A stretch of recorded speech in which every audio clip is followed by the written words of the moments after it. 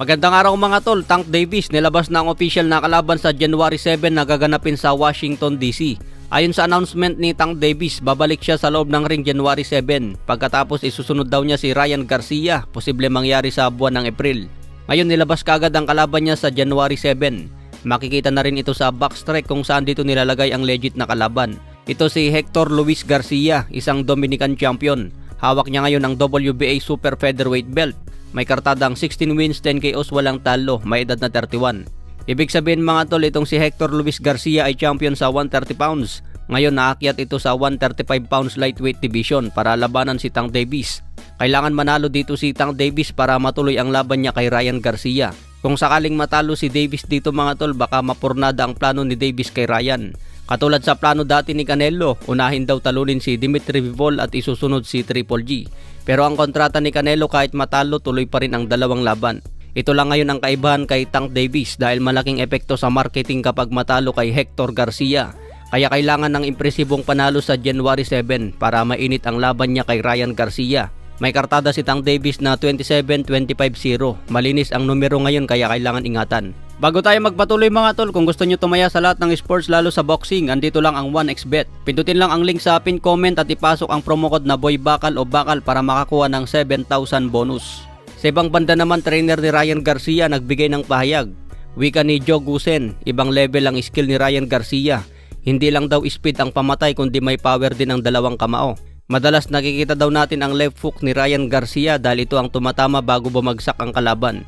Pero may lakas din daw ang right straight ni Ryan, kapag tumama ng solid siguradong makakita ng star. Mahirap daw makita ang suntok ni Ryan dahil mabilis at maganda ang timing. Kailangan lang daw maipatama ni Ryan ang isang solidong suntok, siguradong panalo.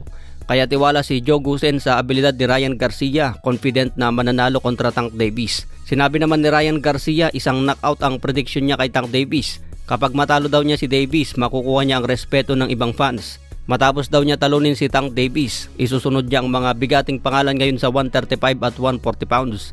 Target din niya si Teofimo Lopez, Lomachenko at si Devin Haney. Sinabi pa ni Ryan na maliit daw sa kanya si high-tech Vasily Lomachenko. Samantala nagbigay na rin ng payag si Oscar De La Hoya tungkol sa laban ni Davis versus Ryan. Wika ni De La Hoya, masaya dahil nagkasundo ang Showtime, Golden Boy at The Zone.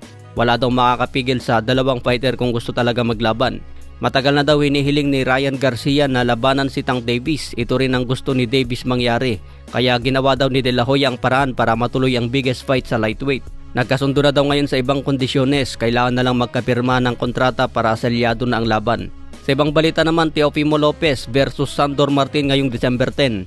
Dapat si Jose Pedraza ang kalaban ni Teofimo Lopez pero nagkasakit si Jose Pedraza kaya umatras sa laban. Sa loob ng 3 linggo nabigyan ng offer si Sandor Martin para pumalit kay Pedraza. Matatandaan mga tol na pinag-utos ng WBC ang laban ni Martin versus Lopez.